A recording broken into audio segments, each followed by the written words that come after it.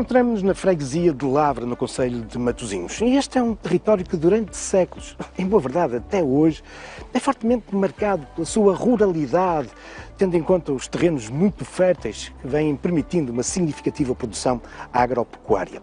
Mas tendo em conta que nos encontramos também nas proximidades desse núcleo de pesca artesanal da Praia de Angeiras, este é também um espaço onde as atividades tradicionais agromarítimas têm um relevo especial.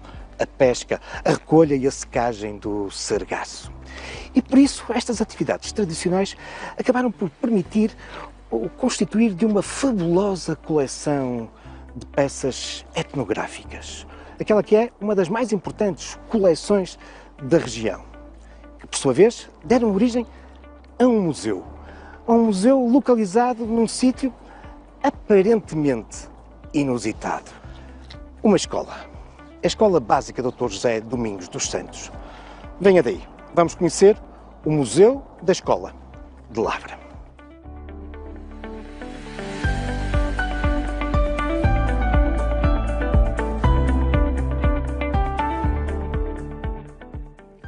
A Escola Básica de Lavra, nascida na década de 80 do século XX e então designada como escola preparatória, tem por patrono José Domingos dos Santos, personalidade aqui nascida em 1887 e que, já depois de formado em Direito pela Universidade de Coimbra, se veio notabilizar na política nacional, nomeadamente durante a Primeira República, período em que foi deputado, governador civil do Porto, por várias vezes ministro do Trabalho, chegando mesmo a assegurar o cargo de primeiro-ministro em 1924 e 25, daquele que foi um dos últimos governos antes da instauração da ditadura militar.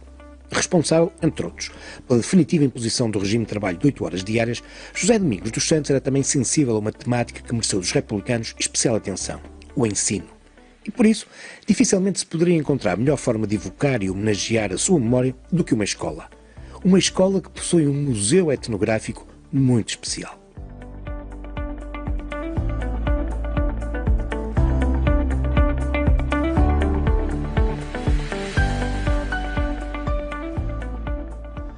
Vamos agora ao encontro da coordenadora do museu, Teresa Pires Carvalho, é arqueóloga com formação em museologia e é docente na escola.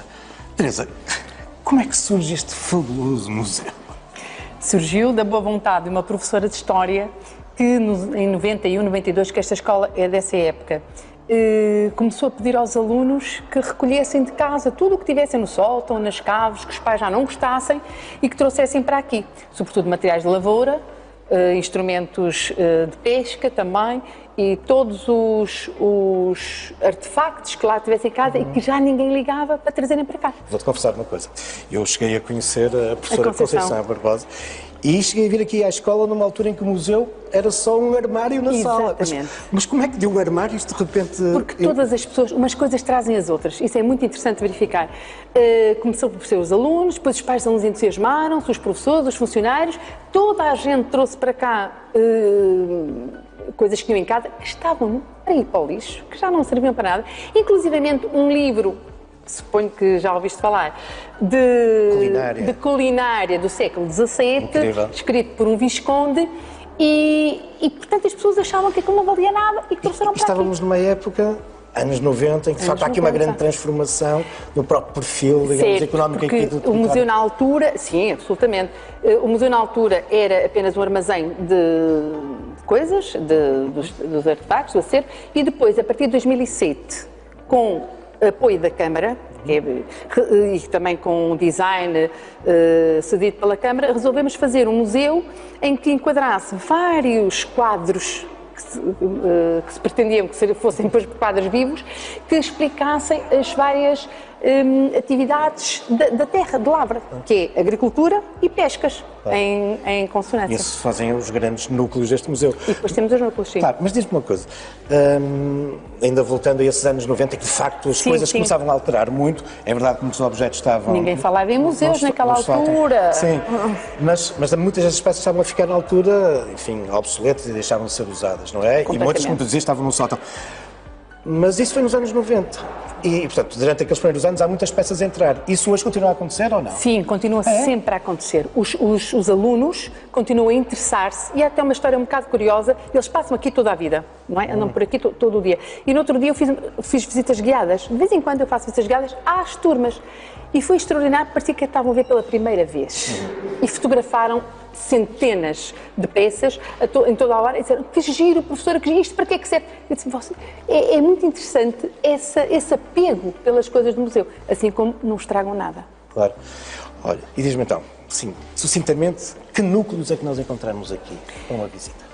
O núcleo da escola, o núcleo agrícola, o das pescas, o da taberna, o da agricultura e o dos têxteis, do vestuário, melhor dizendo. Ocupando aqui o lugar mais nobre da escola, que é, enfim, logo a entrada e o foyer da escola, muito bem, onde os alunos passam o seu intervalo.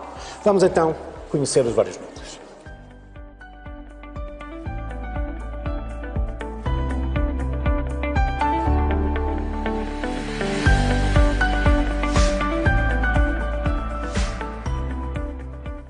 Um dos núcleos do museu é dedicado à casa rural. Aqui se aborda a parte construída onde habita a família, com destaque para a cozinha, com a sua lareira, e onde decorre parte significativa das vivências diárias e familiares, das refeições aos serões com o fiar do linho ou da lã, mas também outras estruturas cruciais à casa de lavoura, o quinteiro, com as cortes do gado, o galinheiro, o pocilga, o pátio central. É também no quinteiro e neste núcleo que se guardam as alfeias agrícolas, as diferentes ferramentas, arados, os por vezes complexos mecanismos como o esfolhador ou o limpador de cereais. Este é um dos núcleos em que o museu mais assume a identidade e a memória local.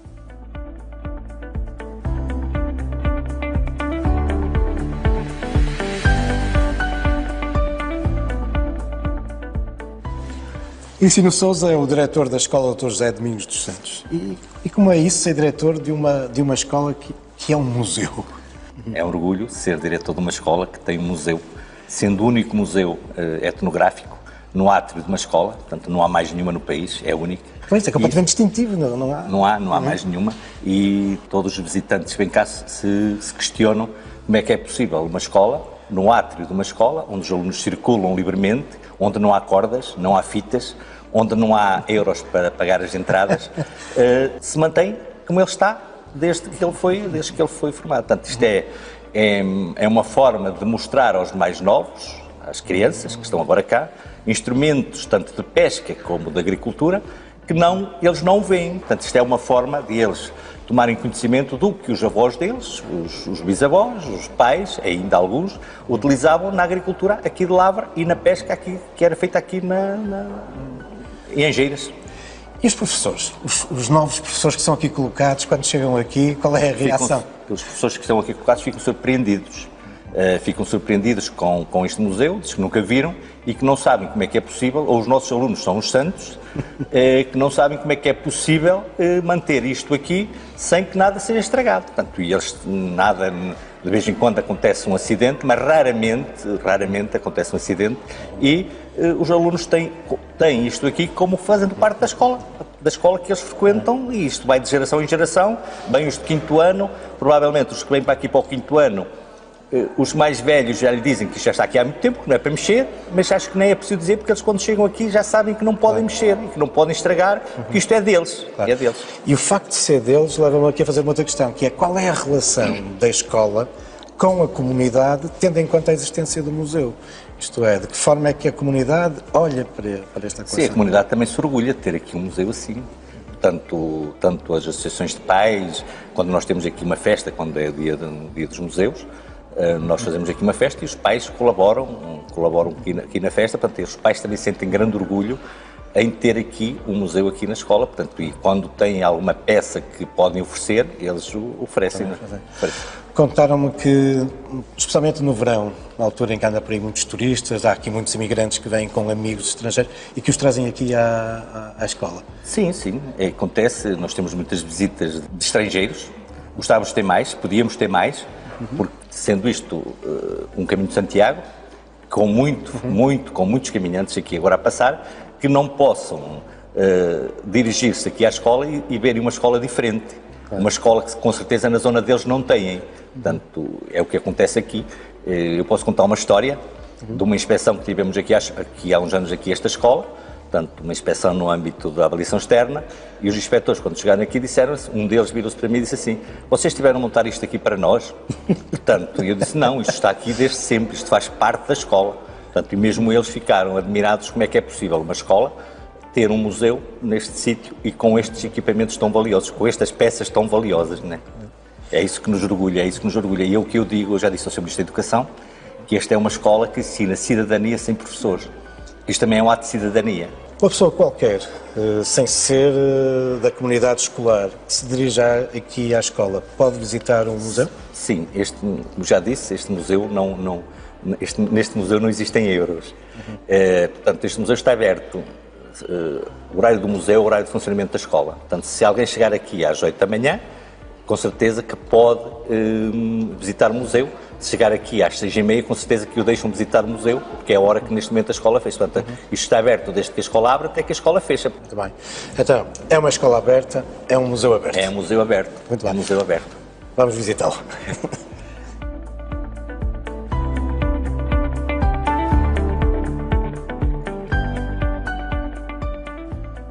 O Museu da Escola de Lavra confronta também os visitantes e os alunos com a própria evolução ao longo dos tempos dos métodos de ensino. Mobiliário, manuais e outras peças das antigas salas de aula de escolas da região suscitam sempre a admiração. Igualmente notável é a coleção de objetos relacionados com a produção têxtil, não só ferramentas e mecanismos relacionados com a produção, mas também peças de vestuário produzidas dessa forma artesanal e que repousavam, esquecidas, em muitos e velhos baús nas casas dos alunos.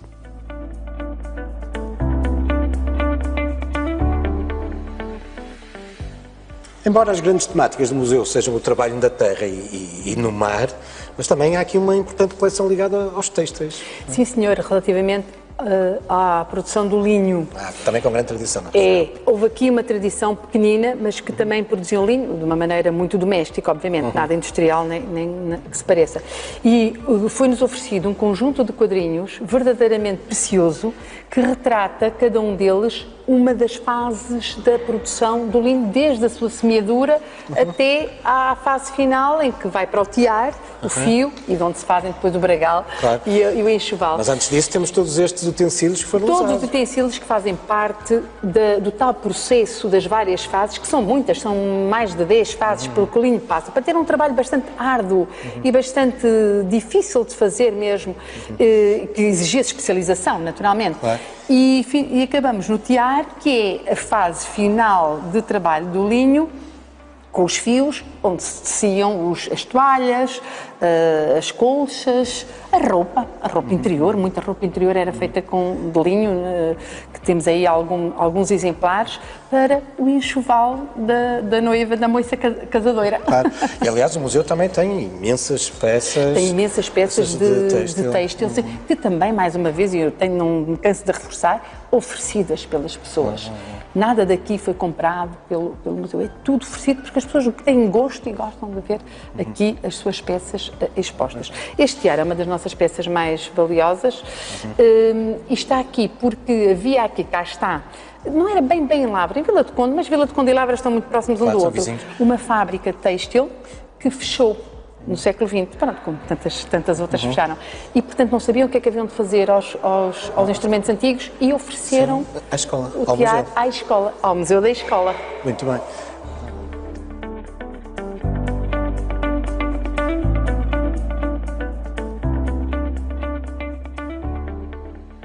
Entre as coleções têxteis do Museu da Escola de Lavra, contam-se diversos trajes tradicionais, domingueiros uns, de trabalho outros, que permitem não só uma aproximação àquelas que eram as atividades tradicionais da região, no mundo rural, mas também no marítimo, mas que possibilitam, de igual modo, interessantes estratégias pedagógicas por parte dos professores.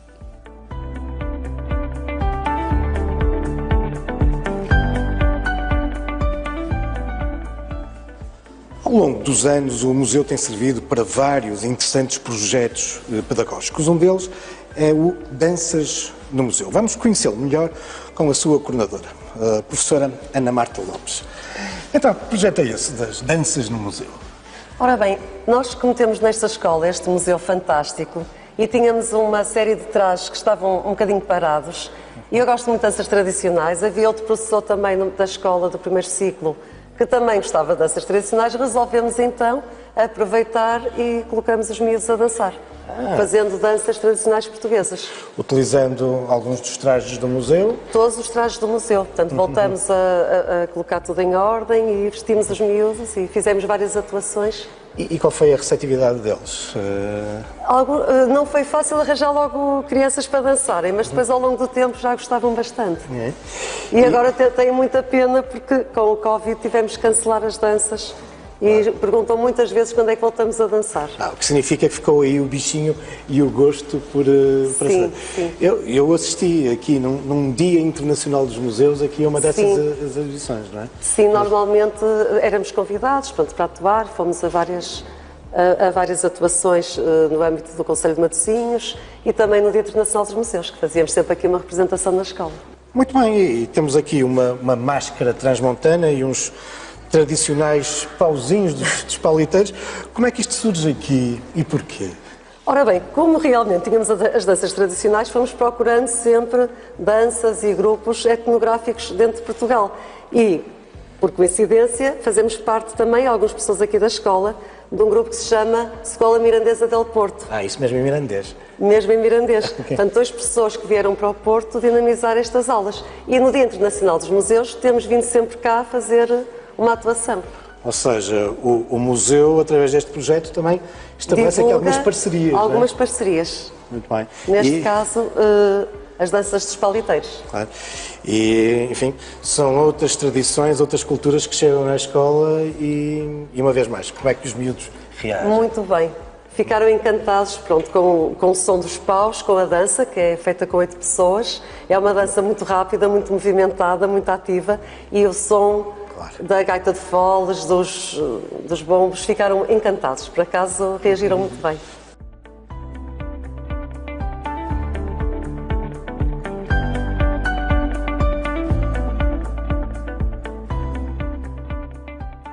Ao abordar as vivências mais usuais das populações da freguesia de Lavra no século XIX e boa parte do XX, são incontornáveis as referências às atividades agromarítimas que caracterizaram até os dias de hoje este território.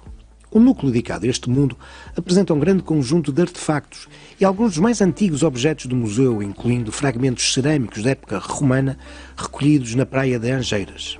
Já nessa época, nos séculos III e IV, aqui se pescava e produzia uma espécie de conserva de peixe. A pesca que, juntamente com a recolha e secagem do sargaço, constituem uma memória incontornável desta comunidade.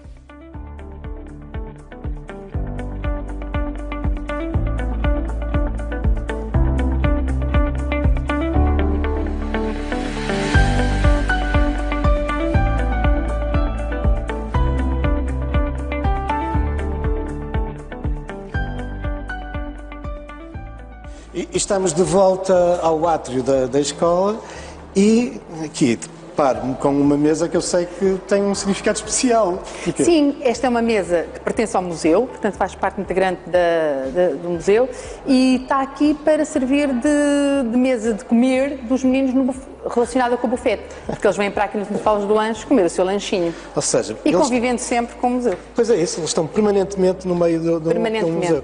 Isso é que é a coisa mais interessante deste eu imagino que estes alunos aqui da escola, quando vão fazer visitas a museus, não é preciso estar-lhes a dizer que não é preciso tocarem nada. Em princípio não, só se forem mesmo assim um bocadinho de indisciplinados, mas em princípio não. Eles vêm aqui no 4º ano, fazem uma visita ao museu. Aliás, a gente faz muitas vezes visitas guiadas ao museu e aprendem que isto lhes pertence, que isto não é para tocar, não é para mexer e gostam muito de fazer trabalhos e de se relacionar com o museu. Eu até sei que a única vez, pelo menos é o que consta, não sei se é uma lenda, que a única vez que desapareceu uma peça, que era ali na cozinha rural, que era um chouriço, pelos vistos foi um professor que o levou. Mas... Provavelmente achou que era mesmo para comer e terá levado. Mas é de facto a última vez primeira vez que desapareceu alguma coisa.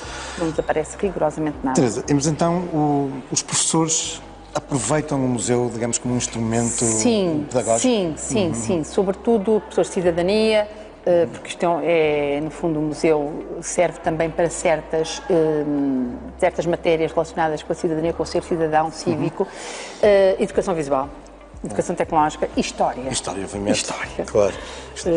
Quando havia área de projeto, as áreas de projeto eram feitas aqui com as peças do museu, e o museu é extremamente solicitado para essas coisas.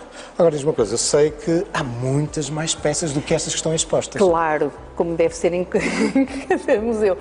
Sim senhor, e estão na reserva. Encontram-se na reserva do museu. Então a escola constitui também um espaço de reserva? Sim, que eram os antigos balneários que já não estavam em uso e houve uma pequena remodelação, coisa muito pouca, para lá se implantarem as peças com estantes adequadas e pronto, é lá o nosso... Durante muito tempo fizemos lá vários ateliês e workshops de várias coisas, de costura de coisas do museu. E agora não, agora ultimamente já não se faz nada, mas existe o espaço. E sei que é também, de algum modo, nesse espaço que há também, enfim, atividades de conservação e restauro, não é? Sim. Poucas, porque aqui não temos muito pessoal, como existe em todo lado, mas sim, fazem todos os anos se faz a limpeza das peças e alguma conservação. Todas as peças que precisam de ser coladas ou que precisam de ser reparadas é nessas alturas que são feitas. Tínhamos um funcionário adstrito a isso, mas que se reformou, que é sempre um problema nestas instituições. Vamos agora formando outros, que também daqui a pouco também se reforma, mas pronto, enquanto dura, que vai tratando desses aspectos de conservação. Portanto, é um museu que, da tua perspectiva, tem condições para continuar a crescer. Completamente. Então, os alunos continuam a trazer peças. Ainda agora recebemos, há pouco tempo, discos vinis e grafonolas que foram oferecidas. Portanto, os alunos, os pais e os funcionários, e também os professores, continuam muito sensibilizados para trazerem peças. Nós, às vezes, não temos tempo para conseguir catalogar e registar todas as peças que nos chegam em tempo útil. Fica um bocado acumulado de trabalho. Então fica prometida uma nova visita daqui a algum tempo para ver as novas peças que vão ser incorporadas. Nós é que agradecemos. Muito obrigada. Nós agradecemos.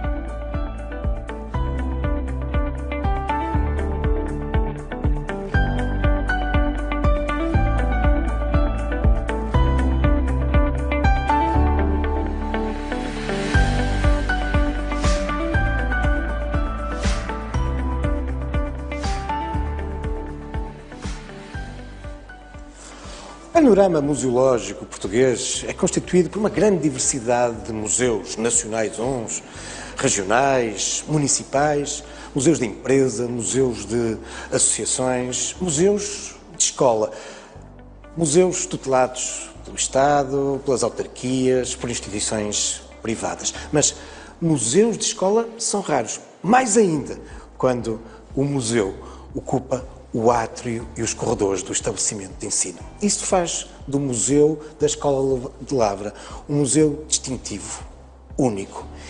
E é difícil no nosso país encontrar um espaço museológico que tenha estabelecido uma relação tão próxima com a sua comunidade. Um museu alimentado pela comunidade, não só na sua coleção, mas também nas suas visitas. Importa, por exemplo, recordar que no verão, muitos dos imigrantes desta região, quando trazem os seus convidados vindos de destinos distantes, ou então, aproveitando, por exemplo, o parque campismo local e convidando os turistas a conhecer melhor a região, a escola, o seu museu, é o cartão de visita.